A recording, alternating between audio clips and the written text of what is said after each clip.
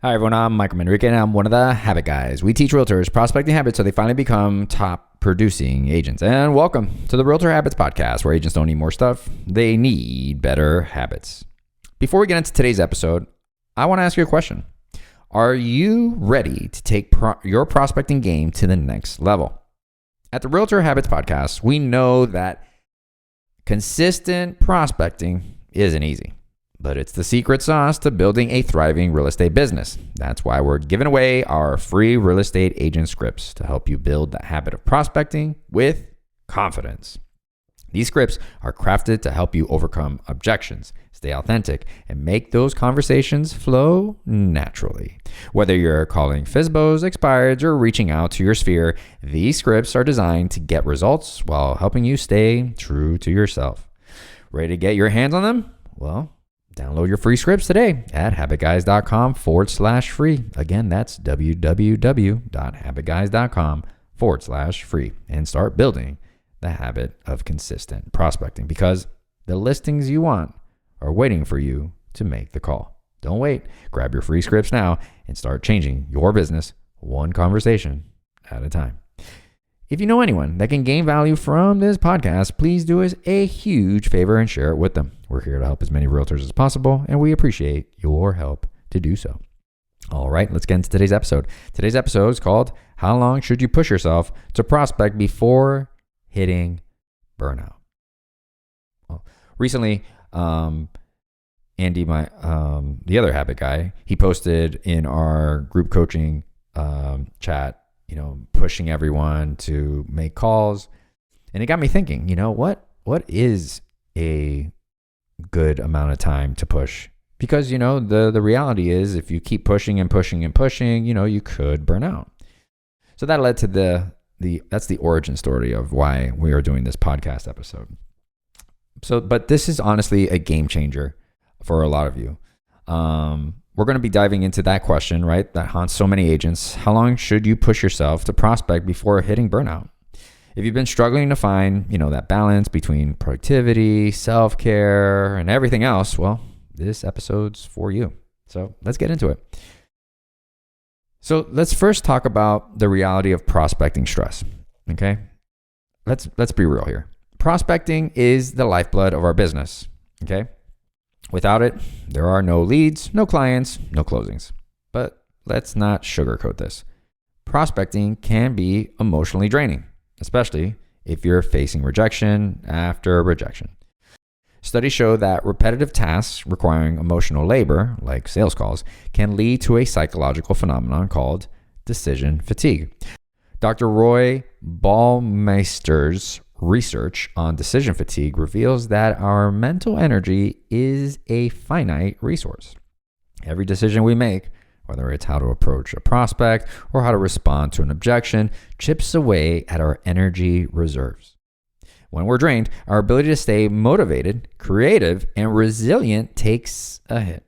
Sounds familiar? Now, let's talk about the signs of burnout. So before we talk about solutions, let's identify the problem. Burnout isn't just feeling tired. It's a state of emotional, physical, and mental exhaustion caused by prolonged stress. According to a study by the Mayo Clinic, here are some key signs of burnout. Number 1, cynicism.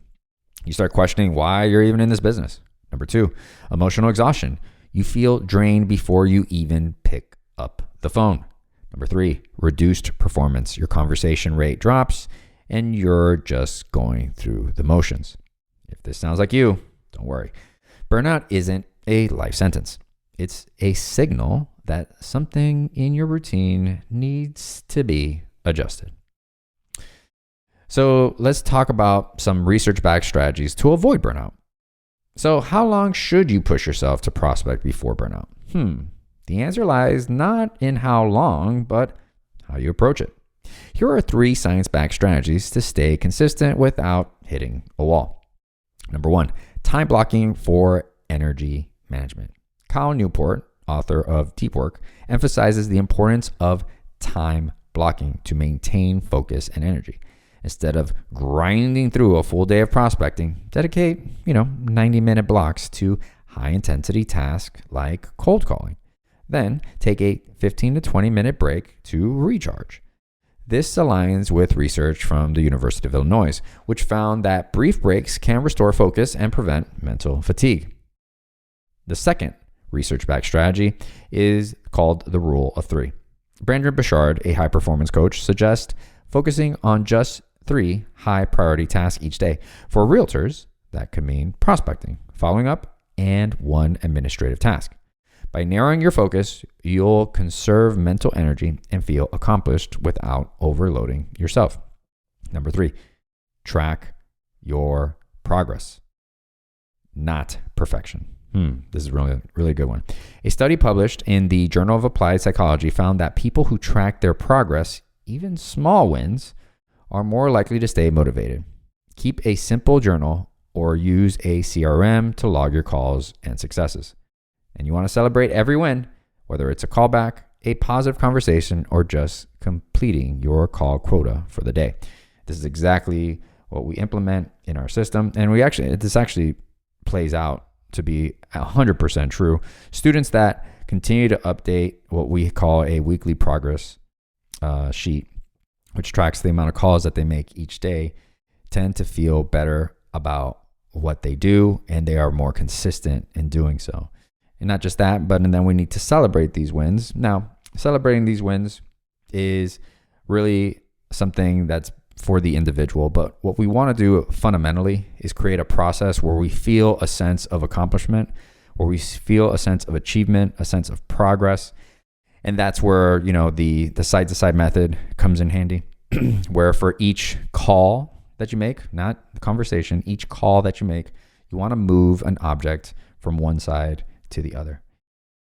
And that right there cognitively might not mean much to you, but I could tell you that unconsciously, the way your brain is receiving that information, it's feeling that sense of completion because it's saying, aha, you made a call. With that call comes the movement of this object from one side to the other. And that means that we are actually accomplishing something. We are achieving something. What are we achieving? The completion of making a call. And that call, or calls in general, is the first step to getting you closings, to getting your business to grow, to getting you in a trajectory to live the life that you want to live. All right. So let's go ahead and transition into personalizing your prospecting routine. So it's important to remember that no 2 real estate agents are the same. So why should your prospecting routine be a one-size-fits-all? I want you to reflect on your energy levels. Are you a morning person or an afternoon warrior? Customize your schedule to match when you're most alert. Also incorporate activities that recharge you. For some, that's a quick walk around the block. For others, it's listening to music between calls. The key is to create a routine that's both effective and sustainable. Now, if you're interested in creating a morning routine that you could also apply in the afternoon, just go ahead and go to our website, HabitGuys.com, and you'll see a webinar that we have there, a workshop, I should say, that walks you step by step and handholds you, and it helps you create that morning routine that you need. All right, so here's your action plan for this week. Number 1, access your energy. Start by tracking when you feel most focused and energized throughout the day. Number 2, set boundaries. Commit to time blocks for prospecting and stick to them. Use tools like a timer or apps like Focus Keeper. Number 3, reflect and adjust. At the end of each day, review what worked and what didn't. Remember, small tweaks can lead to big results. And here's the bonus tip. Find an accountability partner. Share your goals and routines with someone who can keep you on track. Ultimately, we know now burnout is real, but it's also avoidable. By implementing these strategies, you can prospect consistently and sustainably, building a thriving business without sacrificing your mental health. If this episode resonated with you, I'd love to hear your thoughts. Share your biggest takeaway on social media and tag us at HabitGuys. And don't forget to subscribe to the podcast for more tips and strategies to become a top producer. Remember, it's not about how much you do, but how well you do it. Hey everyone, before we wrap up today's episode, we're excited to offer just our loyal listeners now. If you've been enjoying the content and finding value in our podcast, we'd love to hear from you. Here's the deal. If you leave us a 5-star review on Apple Podcasts, not only will it help us reach more real estate professionals like yourself, but we'll also send you a special thank you. Simply screenshot your 5-star review and email it to us at info@habitguys.com. As a token of our appreciation, we'll send you a signed copy of our book, The Habit House, absolutely free. This book is packed with all the strategies and insights you need to build powerful habits and take your real estate career to the next level. So head over to Apple Podcasts, leave that review, and claim your free signed copy today. Thanks for your support and for being a part of the Habit Guys community. In closing, here is the missing piece to your business. It's accepting that when you know better, you do not necessarily do better. You do better when you change your habits. Let us help.